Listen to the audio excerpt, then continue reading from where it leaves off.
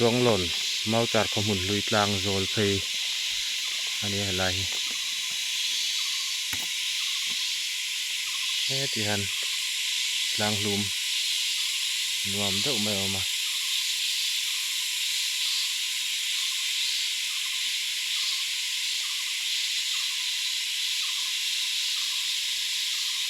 ขมุนลุยมองตาหนุ่งละหมาดเอามากกันเป็นที่ขมุนลุยมองเอาเชลเฮ็ดกุ้ง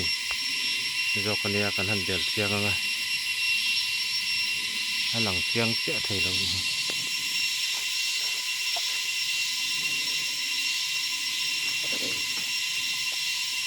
ที่กุ้งอันนี้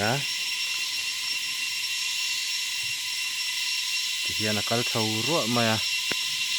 ซาร์ปตำทำครบมาให้จุงกระทักเสียงสุ่งมาเนี่ย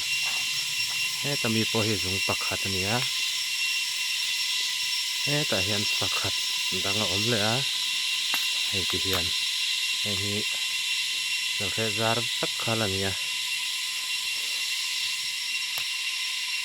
ที่อาบุกเวล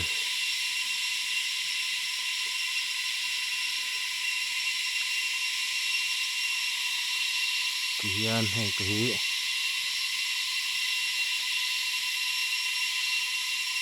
ขมุนลุย